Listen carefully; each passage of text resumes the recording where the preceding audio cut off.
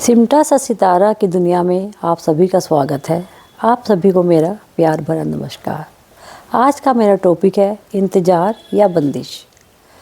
इंतज़ार में किसी के झपकी नहीं पलक भी कि किसने मुझे राह का पत्थर बना दिया। इंतज़ार, बंदिश या कैसी बातें लिख रही हूँ मैं।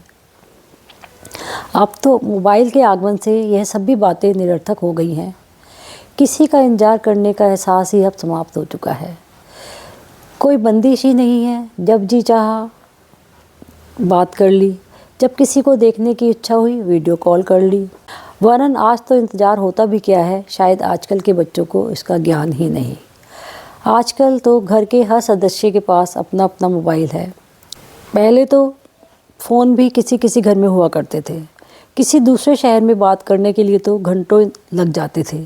पहले तो खतों के माध्यम से ही परस्पर संपर्क में रहते थे। किसी को खत में अपने ख्यालात लिखना और फिर जवाब का इंतज़ार, उफ़ क्या आलम था। तभी तो यह गाने बने, चिट्ठी आई है, डाक किया डाक लाया, फूल तुम्हें भेजा है खत में। यह सब गाने एक दूसरे के खतों का जवाब के इंतज़ार की दास्तां ही तो बयां करते हैं। कितनी खूबसूरत अनुभूतियाँ हुआ करती थी जो अब समाप्त हो गई हैं। मैं मोबाइल की अहमियत से इनकार नहीं कर रही, लेकिन अब कोई बंदिश ही नहीं रह गई है इंतज़ार की।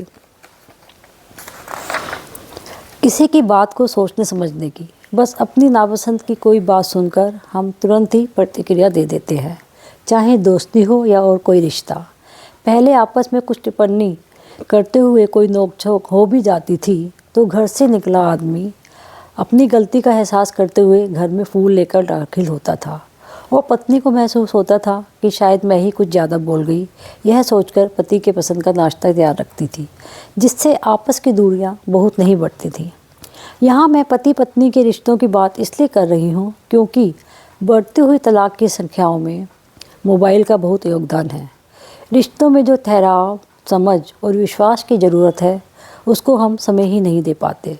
बस हमारे पास मोबाइल नाम का यंत्र एक जरिया है बिना सोचे समझे जवाब देने का। इसलिए एक दूसरे को समझने की बजाय नीचा दिखाने के चक्कर में पड़ जाते हैं। थोड़ा सा भी नहीं सोचते कि दूसरा कुछ गलत कर रहा है तो हम भी कुछ सही नहीं कर रहे। तभी तो बंदिशें भी ज़रूरी हैं रिश्तों को निभाने के लिए।